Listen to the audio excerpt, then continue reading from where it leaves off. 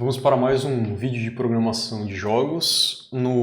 Na parte anterior, desse vídeo de implementação de uma classe para manipulação de matrizes, fizemos uma revisão do que é uma matriz, das informações que são pertinentes a uma matriz, e agora vamos partir para a implementação. Então, eu vou usar o meu editor de texto, e vou começar com um arquivo matriz.h. Então, como esse arquivo ele vai ser depois anexado em outros projetos e tal, eu vou ter que tomar cuidado para que não aconteça colisão de nomes, esse tipo de coisa. Então, vou começar aqui com fndef, depois a gente vai aprender a usar outros recursos. O nome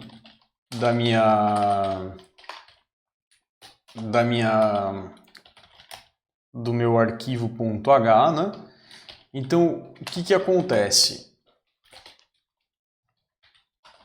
Durante o pré-processamento, quando o pré-processador da linguagem C++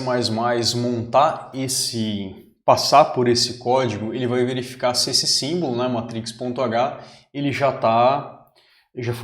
foi criado. Caso ele não seja criado, ele entra nesse fndef e ele faz a definição do símbolo. Então, se ele passar mais uma vez, não vai acontecer de eu tentar redefinir a minha classe de matrizes. Então, esse cara vai deixar protegido o meu código dessa minha biblioteca.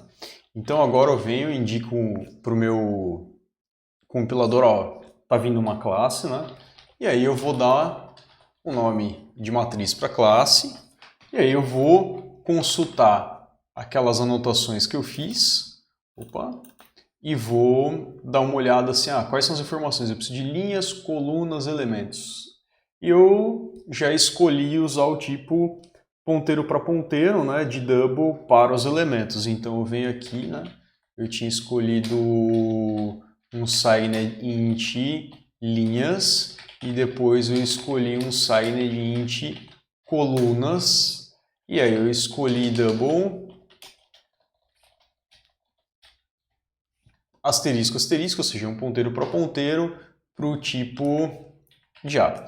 Então aqui já tem uma definição mínima de uma matriz, vou salvei e vou criar um teste, um arquivinho de teste, para que eu consiga elaborar um teste separado da minha classe ali.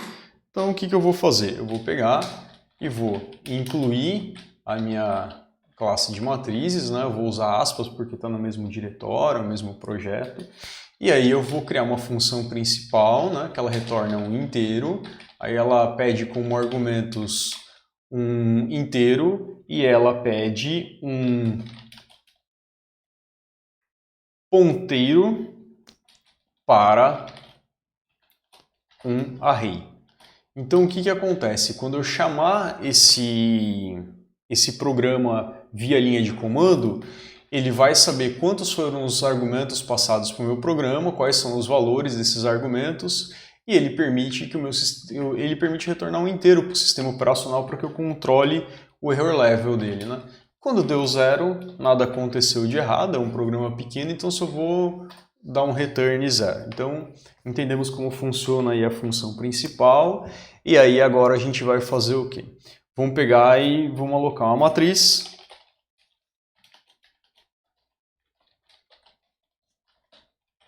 E aí, feita a alocação, feito o código mínimo, fazer um teste. Então, aqui C++, teste. Isso vai dar problema, O teste matriz ele deveria ser .cpp. Então, deixa eu renomear ele aqui. Eu vou sair e salvar ele. Vou mover ele para a extensão CPP e vou reabrir ele aqui como CPP, ok. Agora sim, vou chamar o compilador em cima desse arquivo, não deu nenhum erro, então agora eu vou fazer a execução do meu código, ok. Tudo numa boa, Agora, vamos voltar lá para a matriz, que agora que esse meu código mínimo já está funcionando, eu posso ir aumentando as funcionalidades dessa matriz. Então, bom, vou criar um construtor para essa matriz Então eu venho aqui, vou usar o mesmo nome da classe, né? E aí eu vou pedir como argumentos o número de linhas e o número de colunas. Bom, o C++ ele permite fazer inicialização nesse trecho após os dois pontos, né? Então eu vou usar esta sintaxe aqui e vou atribuir o nullPTR para seu valor de A, né? Então ela vai começar com nullPTR, vou compilar, né? Ó, aí ele já começou a me dar um erro. Então o que eu tenho que fazer agora nesse momento? Eu tenho que olhar a saída do meu compilador e ele falou o seguinte, ó, não existe nenhum construtor para inicialização da classe matriz. E aqui eu estou vendo que ele não pede nenhum argumento, né? Bom, tem as sugestões também do compilador. O que eu vou fazer agora é o seguinte, eu vou criar um construtor vazio, né? Então eu poderia fazer isso daqui, ó.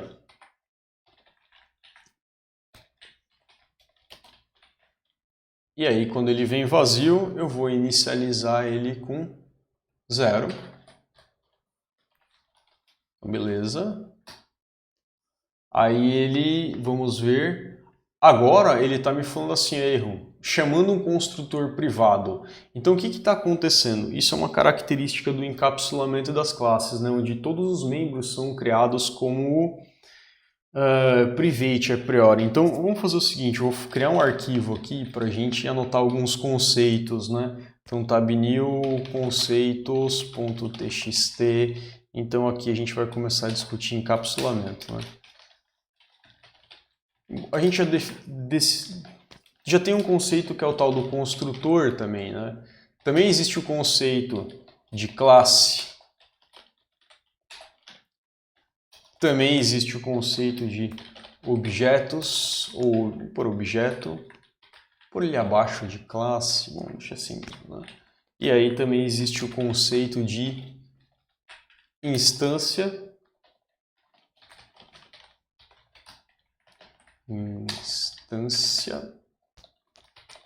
Tá, então beleza, vamos começar por uma classe, né? Uma classe é uma definição do que o objeto será, né, no computador. Por aqui no computador. Então beleza, o que a classe faz? A classe ela consegue instruir, né, minha linguagem de programação na montagem de um objeto. Então aqui eu consigo definir quais são os estados e os meus comportamentos. Então aqui é uma definição do objeto será no computador em termos de estados e comportamentos. Bom, o que é estado e o que é comportamento de um objeto, né? Então, o estado são as informações que eu tenho, né? Então são informações que eu tenho a respeito do objeto, né?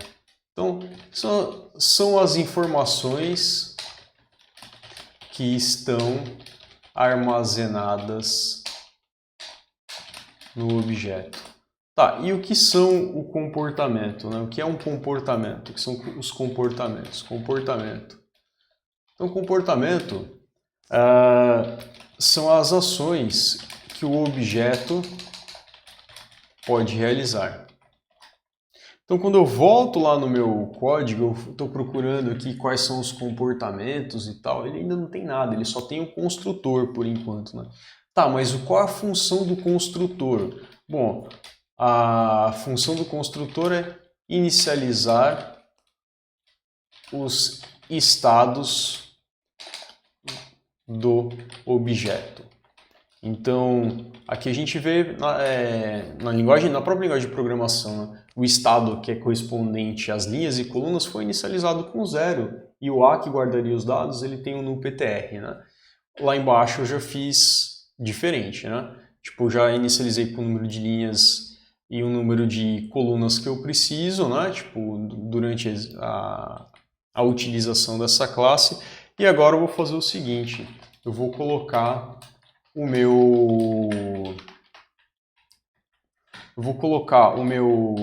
os meus construtores como public. Então, ok. Agora eu vou tentar compilar. Ó, ele compilou, ele funcionou, né? Porque os meus construtores estão como público. Tá. E o que é isso? O que é isso? Então, o encapsulamento, ele fornece, né, uma proteção aos membros de uma classe, né? Então, eu posso proteger os meus estados e os meus comportamentos. Como assim proteger? Eu não consigo acessá-lo. O compilador não permite que um elemento externo à minha classe matriz seja invocado, chamado ou acessado quando ele está como privado, né? Então aqui eu vou só deixar explícito, né? Mas não é necessário, né? Por causa que é uma classe, né? Então, beleza. Então venho aqui, compilo, ok, né? Bom, uma outra coisa que eu posso fazer é o seguinte, olha, em vez de eu fazer essa inicialização, eu também posso fazer essa outra inicialização. E ele vai chamar o construtor que já está definido abaixo, né? Então, ok. Vou tentar executar. Nada. Então vamos criar um comportamento, vamos criar uma função membro, né? Ou em outras linguagens também conhecida como método, né? Então eu vou fazer o seguinte, void imprimir matriz. Então o que a imprimir matriz vai fazer? Ela vai chamar cout e vai jogar o número de linhas na tela. Ela vai fazer a mesma coisa com colunas.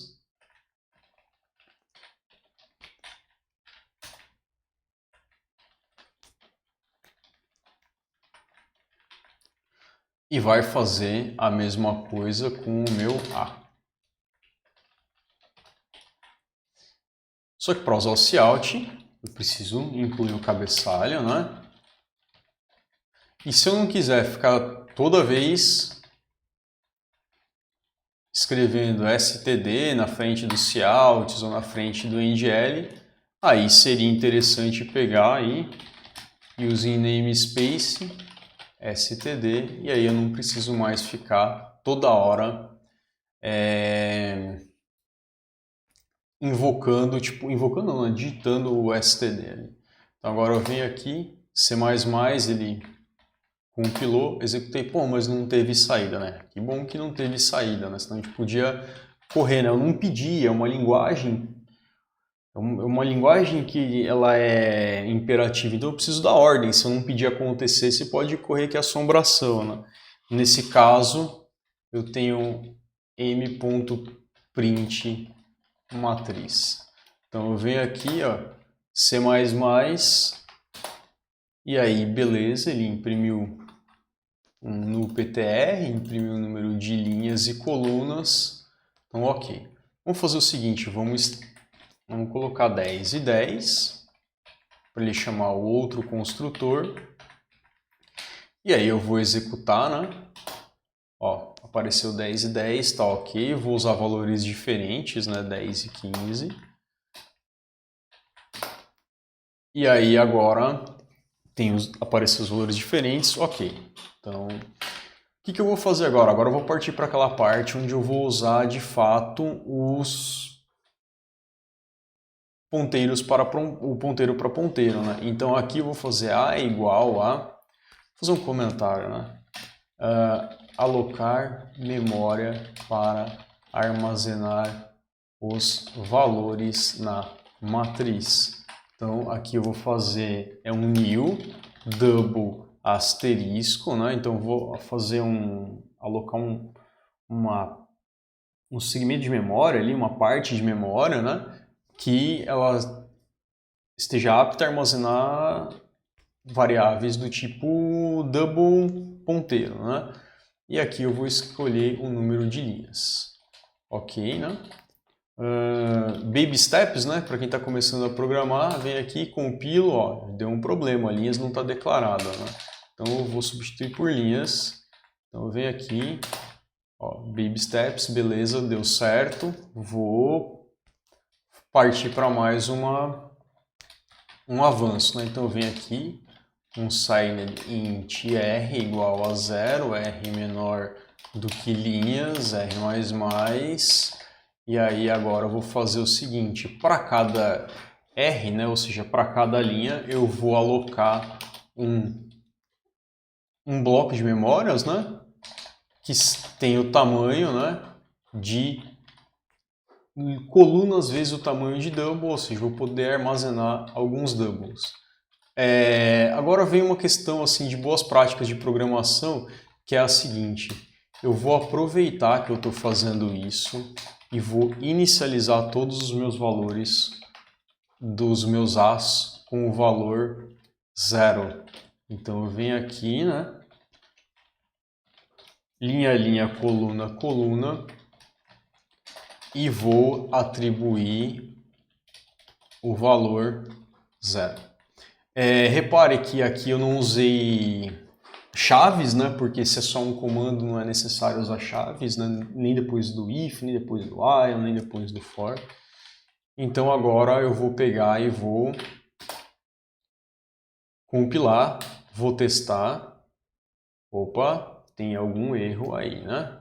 Então vamos tentar identificar o erro. E o erro está aqui, né? Eu estou sempre crescendo o número de colunas e isso se transformou num laço infinito. Bom, agora vai de fato aumentar, né, o valor da minha variável de controle e não o valor do meu limite, né? Então agora, beleza, ok, pode ver que existe agora um valor de uma posição de memória, né? Mas não apareceu aquela informação no formato de uma matriz, né, como era esperado. Então para isso, o que eu vou fazer? Eu vou fazer um pequeno algoritmo aqui na parte do imprimir matriz. E aí,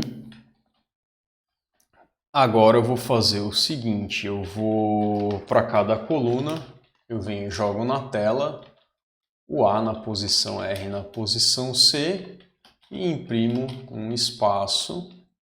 Então depois disso eu pulo uma linha e aí eu fecho o meu for mais externo, né, que é o que controla linhas. Então venho aqui e, ó, ok. Mas não está muito ok, né? Na prática, vamos pôr um caractere que tem eco na tela, né?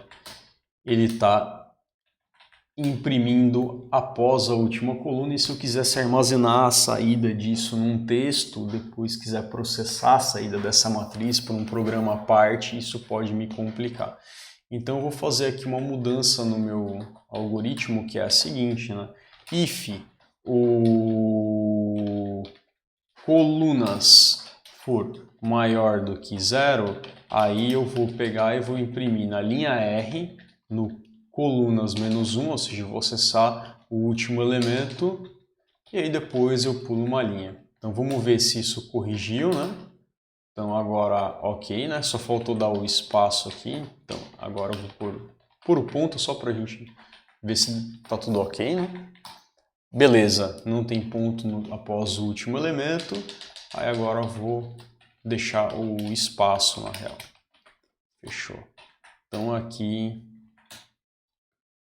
agora tem um formato de matriz, beleza.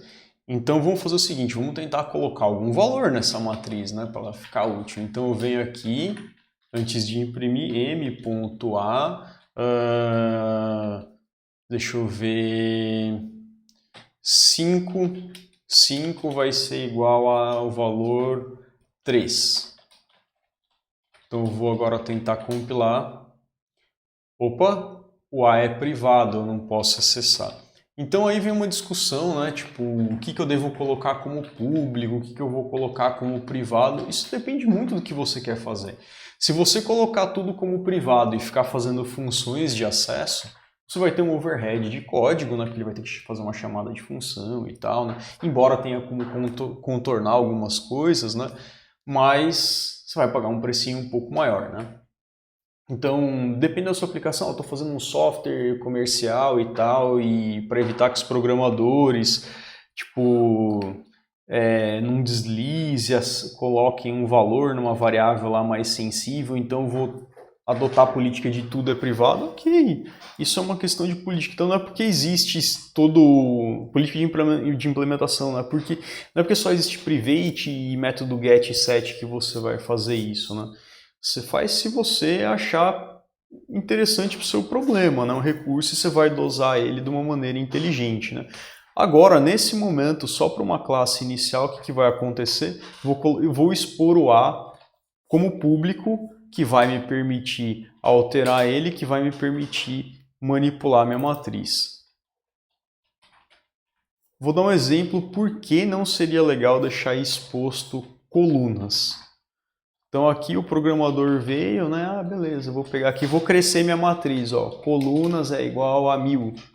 E aí o cara vem, compila e lenha. O que aconteceu? Um monte de lixo na tela. Não está certo isso. Então a maneira de proteger o código é usar o encapsulamento, né?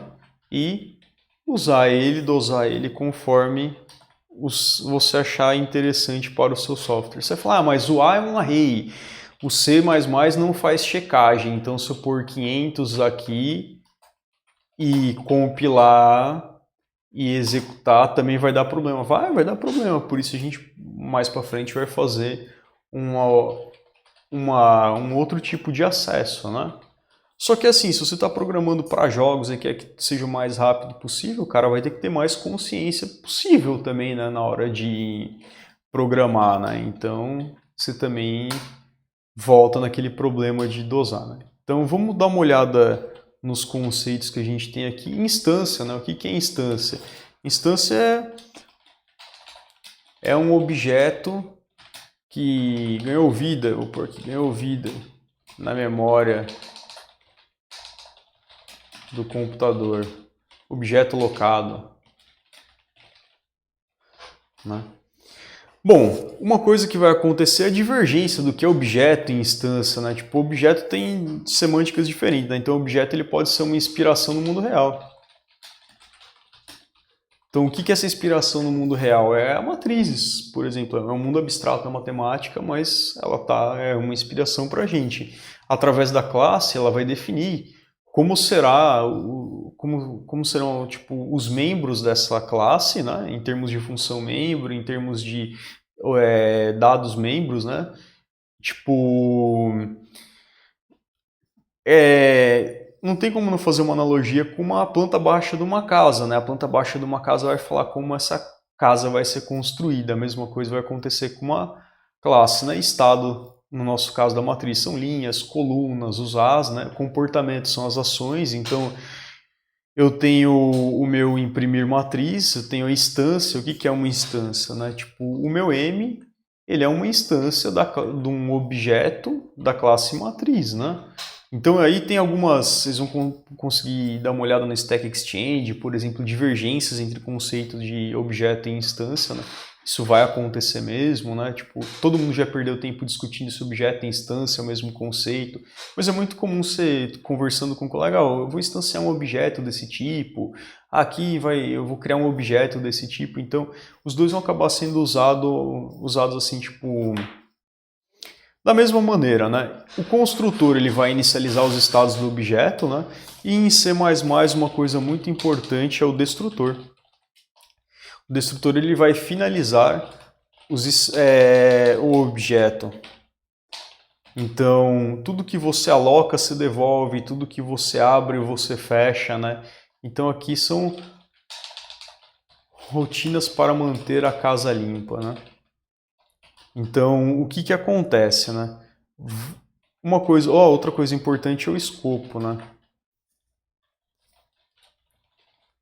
Escopo, então, é um trecho de código, né? É um trecho de limitado de código. Então, por exemplo, o escopo da minha classe é tudo isso. O escopo do meu construtor é isso. Então, esse das linhas 19, as linhas 28 é o escopo do meu construtor.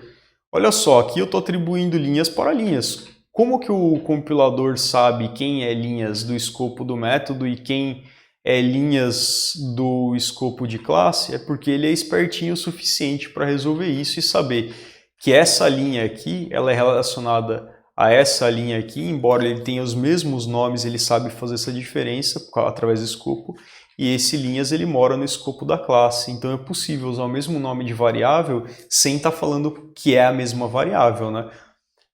Se você escrever A é igual a A, aí você está falando que a variável é igual a ela mesma, né? Então, tipo, isso você tem que tomar cuidado. Agora, quando as variáveis elas têm escopos diferentes, aí faz sentido usar uma instrução deste tipo aqui, né? Então, o que que acontece? A gente tem que tomar alguns cuidados, né? Voltando ao assunto do destrutor, e agora que a gente já sabe escopo, vários conceitos a mais, que é o seguinte, né? Eu vou implementar o destrutor aqui, e o destrutor, ele basta você escrever um til na frente do nome da sua classe, e aí você pega e faz o seguinte, ó, cout chamando destrutor.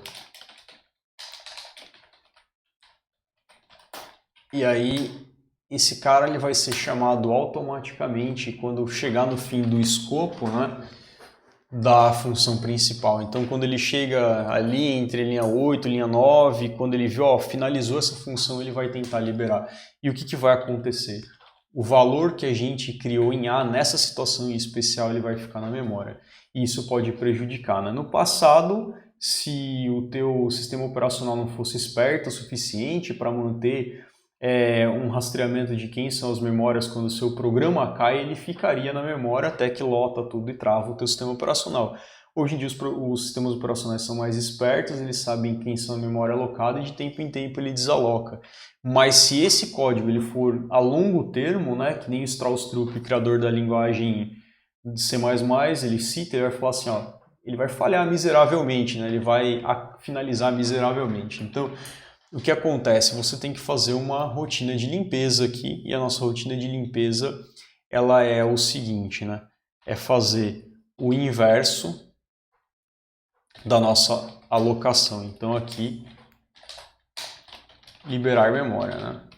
Então, agora o que que eu faço? Agora eu pego, venho linha a linha deletando, né? Usando o operador delete para arrays, o meu valor de A na linha específica, depois eu deleto o meu A, então aqui eu deletei os ponteiros, aqui eu deletei a memória que está atrelada, né, ao ponteiro para ponteiro, e para finalizar eu vou deixar bonitinho no estado de null ptr, né? Então, só para, como é uma parte mais sensível, né, o que está acontecendo? Vamos voltar aqui no... Se eu fizesse o contrário e apagasse o meu A primeiro, eu perderia essa referência e esse cara continuaria na memória. Se eu fizer nesta ordem, eu vou conseguir por último finalizar o A e aí não ficou nenhum lixo na memória, né? Então meu programa ele está protegido de um vazamento de memória, né? Então beleza, agora eu vou testar. Ok, né? Vamos fazer uma atribuição, mais algumas atribuições. Uma coisa que eu posso fazer, por exemplo, é isso daqui, né? For int i igual a 0, i menor do que 10, i mais mais. Aí eu venho atribuindo o i aqui nessa diagonal. Opa, alguma coisa deu errado. Ah, foi só na linha 5, 5. Né? Aqui eu vou pôr na ii. Então, na posição da linha i, na coluna i, então no começo vai ser 0, 0 recebe 0, depois 1 recebe 1. Então vamos ver o efeito disso, foi criar aqui na diagonal um valor, né? Tipo, então a gente está vendo os valores aqui na disposição, numa disposição em diagonal dentro da minha matriz. Então tem muita coisa ainda para evoluir essa classe, né? Mas para criar um videozinho um pouco mais curto, né? Então eu vou finalizar. Então até a próxima parte e valeu!